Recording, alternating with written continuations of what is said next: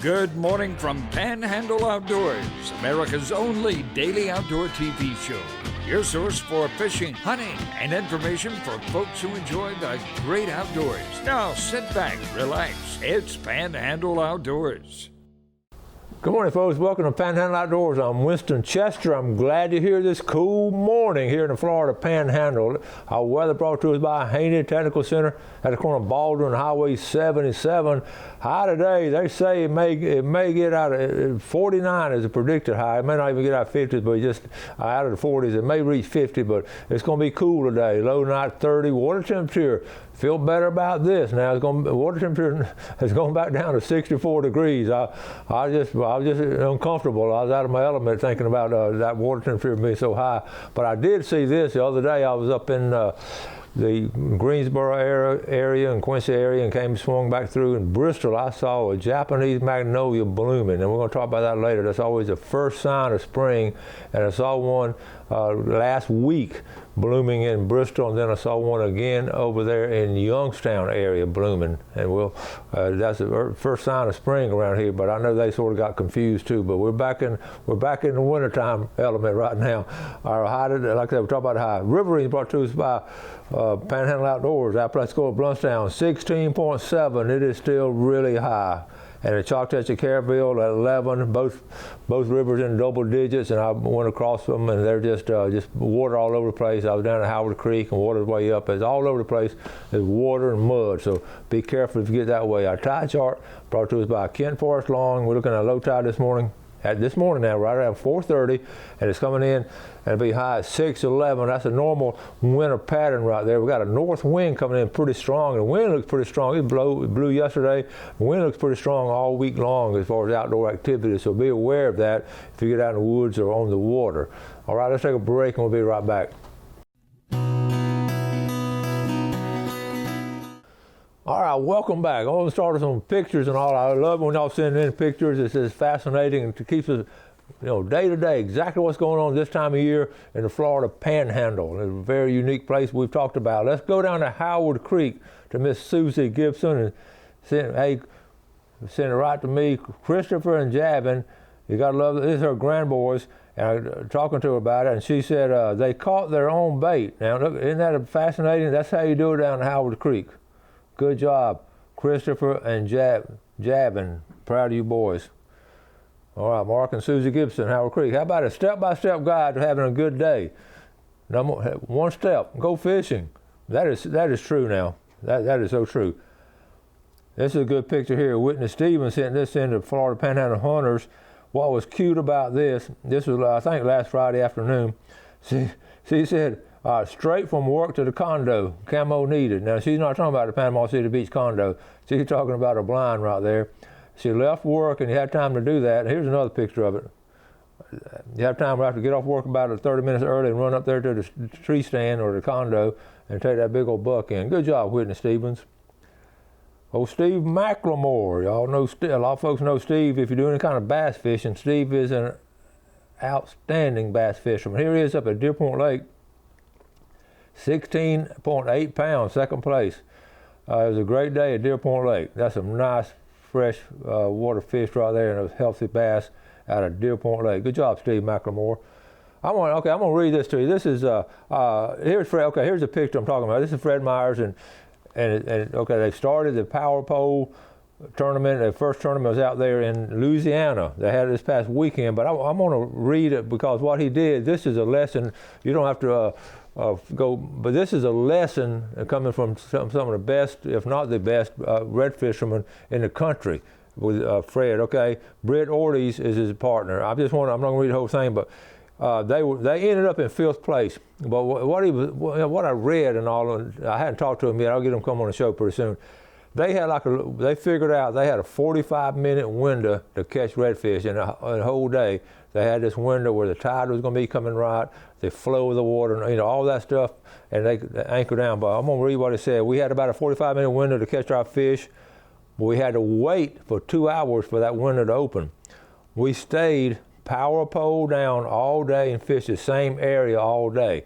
Is that not important now in fishing? They knew the redfish were in there, and this comes from experts. They stayed in that area all day. I can say without a doubt that if we did not have a power pole, we would not have caught a single fish. We ended up 5th place, and we're looking forward to the next pro tournament in April here in Panama City. We'll keep you posted on that, get Fred on before that. But that just shows what you have to do. If you know the fish are in there, so many times we don't catch them, and Fred and them didn't catch them for 2 hours, but they knew they were in there, and they knew that they were going to come out that little area once that tide moved. So that's just fascinating. Good job, Fred and Britt. They're really good partners on that. I want to show you again. I was up on my property the other day, and I just want to show you again. Again, how it still fascinates me every time I go up there. I was up there on Saturday, and okay, look at these pine trees here. They've blown, from left to right, diagonally across the screen. But look at the one at the top of the screen. It's blown in other directions. That's what we were talking about, the tornadoes. I'd mentioned this before, but it just still blows my mind to see some standing trees. But you can see right where the tornadoes hit. It seemed like they just always picked out the biggest trees. I lost some big old pretty oak trees that had been full of acorns. But again, and the same way on this picture here, well, one tree's coming toward us and one tree, I know I just don't get, it's hard to comprehend what nature can do even at this point in time after Hurricane Michael, okay? Let's go. Katie Santiago put the smack down on a doe this afternoon, 150 yards. And thanking God for a freezer full, and thanking David Bird, her dad, for making me such a good shot. Her dad, David. Okay, but check out this picture. The next picture, David posted this. This is his wife and his daughter. Both of them this past week she got a buck, and Becky got a buck, and Katie got a doe. So good job, the bird ladies. Okay, so let's go ahead and one thing too. I want to talk about quail real quick. That quail symposium I mentioned the other day. It's going to be up in Mariana. And I have registered. I'm going to go, but I want to read you some notes. It's put on by the National Bobwhite Conservation Initiative. And it's going to be 3 states. It's a tri-state symposium. And what their goal is going to be Thursday, January 30th, from 9 to 2. It's going to be a University of Florida Extension Agent office there on Penn Avenue in Mariana. You got to pre-register by the 23rd, which is about 2 days from now. It's really fascinating. Their goal is to restore, I've read up on it, and I'm excited about them doing this. Their goal is to restore 82,000 acres in 7 states in the South, what they call, I'm going to show you, they want to restore it to a pine savanna. Here's a picture of what they look, okay? This is what a pine savanna, this is the original natural woods in much of the eastern part of the country, especially in Florida, Panhandle, South Alabama, and Georgia. This is how they look. And this is how the quail will thrive on this instead of the planted rows. And they're not going to infringe on the paper mill. They just want to get 82,000 acres, which is not that much, and get the quail started. Here's another picture. This is coming out of Apalachicola National Forest. That picture right here. See the wiregrass and the different, that's what a pine savanna is. So I looked up the 7 states, and because I figured, just right here in the southeast, I'm going to read you the 7 states they want to restore this in. And it's going to get, working with landowners and all. I'm going because I've got a few acres. I don't know, I'm probably going to be pushed on the end of the table because I don't have a large area. They probably won't even let me in the door, but I'm going anyway. The goal is to restore 82,000 acres. Here are the 7 states: Alabama, Florida, Georgia. So we knew those 3 would be in there. North Carolina, South Carolina, which is normal, Virginia, which could have some, and how about New Jersey? I had to double check. New Jersey. I didn't even know they had any woods up there. But anyway, that's one of the states they want to do it. That's one of the first questions I'm going to ask them when I get up there. Where's the quail in New Jersey? All right, let's take a break. We'll be right back.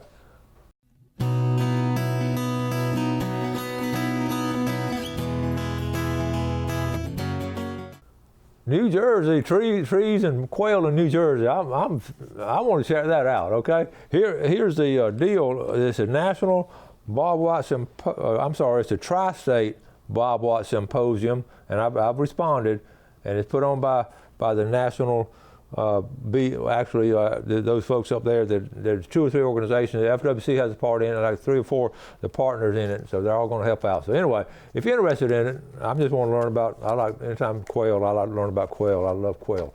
Let's add some names to the pickle jar, okay? Our scientific method here.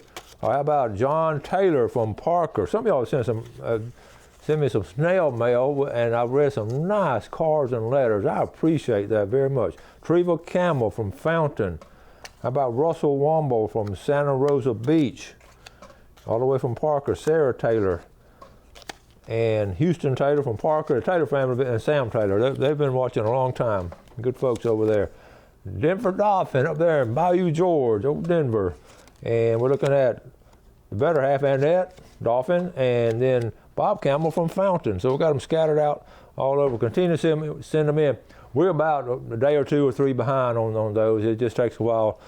Gail, she makes a list of everything in case people say, I didn't know if our name was in there. And we check the master list, and sometimes we certainly leave out one or two, and then, so y'all are good about reminding us. So we're about 95% accurate. That's pretty good, isn't it? All right, now, you know, this time of the year, as you saw yesterday, trout fishing is excellent. We talk more about trout, I think, in the wintertime than we actually do in the summertime in catching trout. And I know in later summer they seem to always have worms in them, but in the wintertime they're really good to eat. And trout fishing is prevalent all throughout the coastal system, and they're fairly easy to catch once you locate them. And once you locate them, you want to stay in that area. And you know, on our Friday fishing forecast, I'm always pointing out areas to go here locally, the West Bay, North Bay, East Bay area, of course, and Choctawhatchee Bay. I've been getting some good reports. I haven't heard from Larry Brown lately over there, but I know what it is. The river's so high and so muddy, but hopefully it's going to start going down by the weekend. So I'm thinking this weekend, if you're not going to hunt, it'd be a good time to go trout fishing. And one of my good fishing buddies, and a guy named Marion Smith, and we don't get to fish together that much, but he fishes a lot. And he's one of those guys that he's fished here his whole life. He retired from Arizona Chemical. I've mentioned him before, but he's one of these experts on how to clean a speckled trout. And one is just cool. I'm fascinated watching him take that speckled trout and clean it. I was showing this video a while back, but I just thought a lot of times we get new viewers and people watching a little 3-minute video on, you know, how to clean a speckled trout and how to handle it and all. And really, to me, they taste so much better in the wintertime because, I don't know, it just tastes better in wintertime. So, you know, you get a squirrel one weekend and fry them up, and the next weekend you get some speckled trout. And then next weekend you want to go back and get some catfish, and they just don't get any better than doing something like that. So, Jeff, let's go and roll this video on how to clean a speckled trout. Okay, folks, I'm here with my good friend Marion Smith, and we have a couple of nice trout. We're going to do a panhandle tip, and last time I was out with Marion, we came back and cleaned his fish, and he has the most unique way of cleaning fish. I said, listen, next time I'm going to bring my camera, I want you to show our viewers how to do it. So, Marion, I'm going to turn it over to you. Tell us how you're going to do it and what you're going to do. Okay, I'm starting off with the electric knife, and as you fillet them, the secret's to go to the backbone and cut straight down.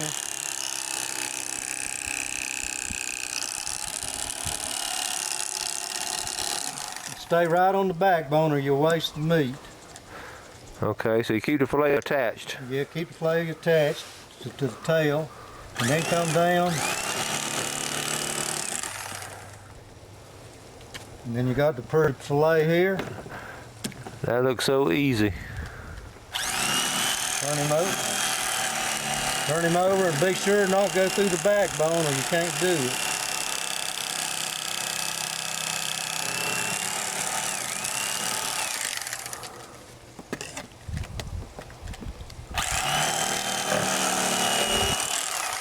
And if y'all see how thin the skin is, and you can basically read a newspaper through the backbone. No lost meat. There's no lost meat at all. The cat's gonna starve to death eating left over there, ain't he? All right, let's try one more, and then we'll call that it. Okay. All right. So you're hugging the backbone. You can feel the backbone as you go down it. Just like keep the skin attached, like Winston said earlier. And here again, see how thin the skin is? Wow. And you can see the backbone here. Yep. The ridge line.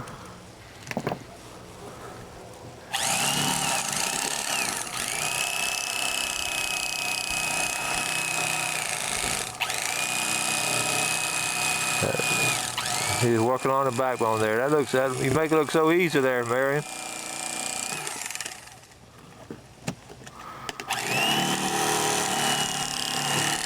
Okay, that's both of them. Then the next thing we'll do is lay it on this cutting board. Okay. Cut the rib cage out.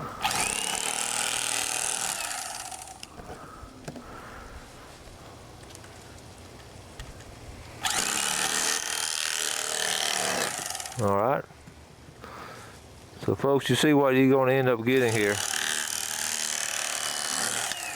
So you're not having a gut the fish, scale the fish, or anything. You're getting 4 beautiful fillets of fish. See, you've got two Look at that. very pretty fillets. That's a great job, Marion. The Marion Smith way. For fry, cut them in nugget size, Yeah. or roll, leave them fillet size. Okay. Well, that is great, bro.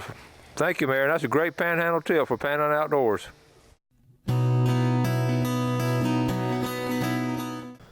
All right, welcome back. Now you see how to do it. I want to try that out next time. Let's take a look at our fishing game times from Blue Water Outriggers. Looking today, we're looking at 9:09 to 11:09 this morning, and 9:36 to 11:36 tonight.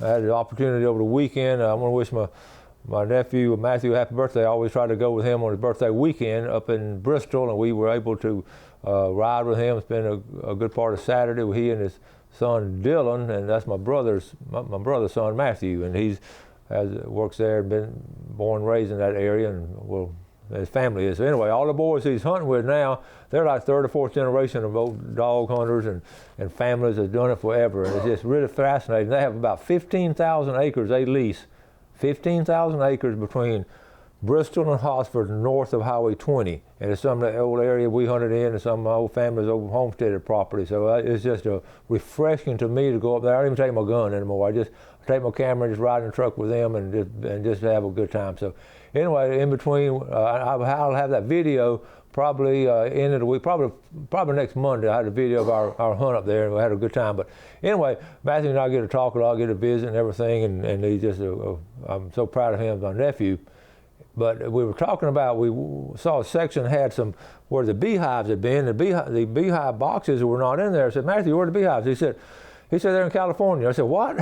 He said, they're in California. Wait a minute, they've gone from Liberty County and Gaston County to California? And I'd never heard of this. He said, what they'll do, they've started shipping the bees out there to pollinate the almond trees. I said, I never heard of that. So we talked about it a little bit, and we know the family. The family, it's a Holcomb family, all kind of different families in the Panhandle. This family had this area with the Holcomb family, and I know different families do it. But when I got home, I couldn't wait to look up the information and everything, and so I looked up the information on what's going on. I ran across this article. I'm going to share this with you because, okay, buzzing to California, Polk beekeeper Robbie Bell shipping 7,000 beehives containing about 420 million honeybees westward. So I read this article, and there's the same thing. And Polk County is down there in Polk County is Winter Haven, Lakeland, Fort Meade, good agricultural county around before we get to Lake Okeechobee and all. And one of my best friends from college went to Winter Haven High School and made All-American there. So I visited with his family, the big old orange groves, and a lot of bees there pollinating. So I just wanted to share this with you because if you were in my class, I couldn't wait to get to tell you the story about what I found out about the bees. So here's what they do. They'll put them on the truck. Okay, it's a 5,400 miles round trip to go from here to California, round trip. So they put them on the truck this time of year, because in February, the almond trees, they don't have enough bees out in California. The almond trees, the blossom comes out, you saw in that picture, and those bees, and it's a short season. It's like from 7 days to 10 days is the actual pollination period. So it's right there in February, according to what the weather does. So they'll truck them out there, and they'll leave them out there, and people, they pay for these bees to go to California. And so anyway, it's a short season, and the bees are sort of good because they're used to pollinating citrus trees, the orange trees, and the tangerine trees there in Florida, so they're acclimated to that. Now they'll lose some of the bees, but it's just fascinating to see what they do. So they'll bring them. Now they'll leave them up there for a couple of weeks, but they got to get them back here by the 1st of March because they start. Listen to this. the people that have the cucumber farms and tomato farms, they'll pay them to put their bees in their area to pollinate because there's not enough. They figured this out now, the farmers, there's not enough. I found this hard to believe, but more research I did on last night, it's evident now with the research. There's not enough pollinators in our farm communities now, like there used to be all the natural fertilizer, all the natural habitat and all, the butterflies and the bees and all the natural pollinators. There's not enough of them out there now. And I don't know what has happened, but so now they're paying the beekeepers to actually bring their bees there in March, and you got these seasons and you got to do it.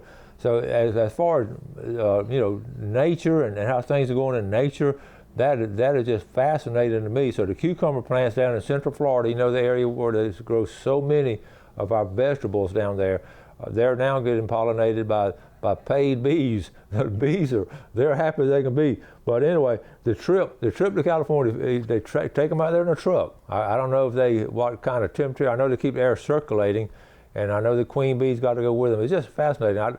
I'd like to get a beekeeper on here one day to just talk about it. I don't know if the beekeepers right here in this area are doing it. I know the ones up there in Liberty County are doing it.